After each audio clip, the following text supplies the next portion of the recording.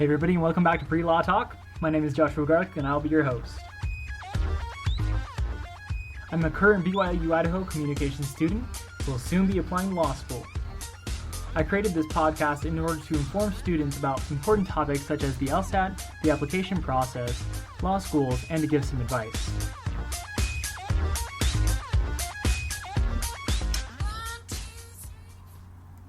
Alright, so today we're going to be talking about the disclosure statement, as I stated last time. Last time we talked about letters of recommendation, and hopefully you tuned into that one, gave some important tips on that. So today we'll just talk generally about, what is a disclosure statement, what is its purpose, where do you find it, and what should you include in your disclosure statement. Let's dive on in.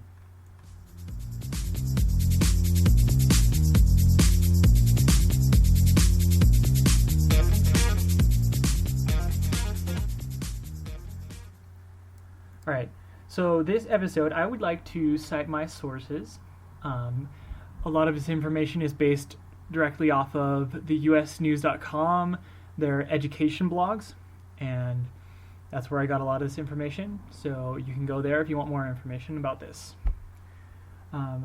So the disclosure statement is found within the law school application process.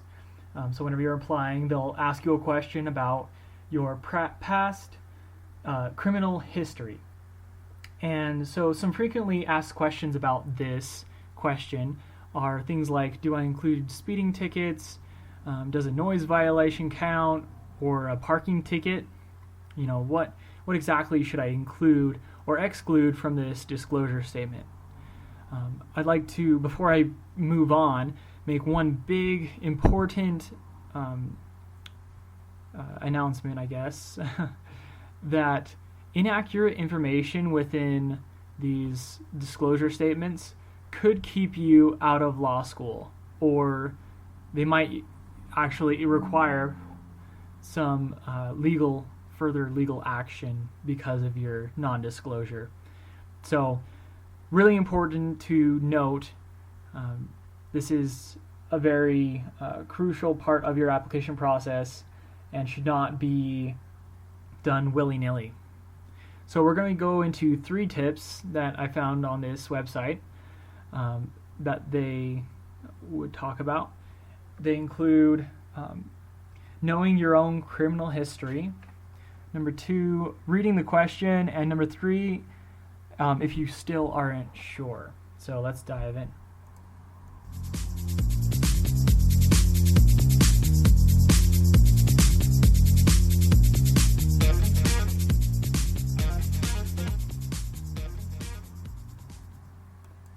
Alright, so tip number one, know your own criminal history.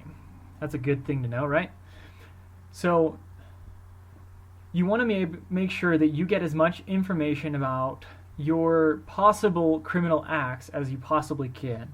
So, whether you did something that was a little foolish as a teenager, and you're not really sure whether or not that was actually written onto your record or not, you want to obtain as much actual documentation as you possibly can so that you know what to include and what was not on your record. So everything should be reported that is found on your record.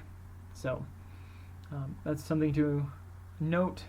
So whether it is a parking violation or parking ticket or a noise violation, if it's mentioned on your record,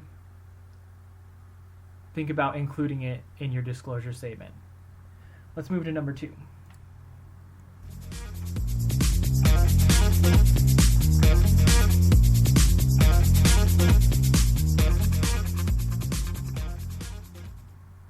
Alright, so number 2 is read the question. So each individual law school will ask for different information. They might ask you to include or exclude certain information.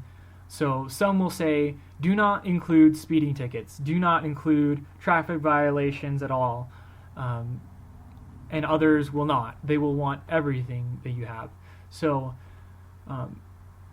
the question will give you extra details about what you should and shouldn't include, and only give what they want.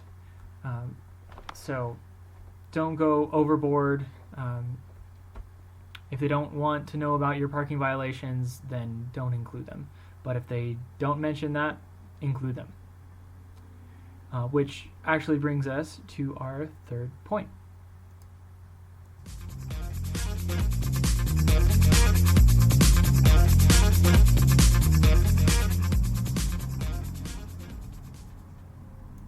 So our third point is simply, if you still aren't sure, disclose. So better to play it safe than sorry. Speak to a law counselor about it, or the law school you're applying to, just to get some advice on whether or not to include something. Admitting criminal behavior is not an automatic dismissal from that application process to that school. But if you do omit something, you could be denied admission. In fact, when you apply to take the bar exam, they have access to your application, and if your records don't match up, you may not be able to be admitted to the bar, as well as you could even have your law degree withdrawn. So, really important information to include. Make sure that anything that is on your record is included in that disclosure statement, as long as it is asked for and not asked to be excluded. That's all I have for disclosure statements. Make sure that you pay attention to the different law schools and what they're asking for whenever you're applying. So that's my advice for today. Next time, we'll probably talk about personal statements. Don't quote me on that, but talk to you next time. See ya.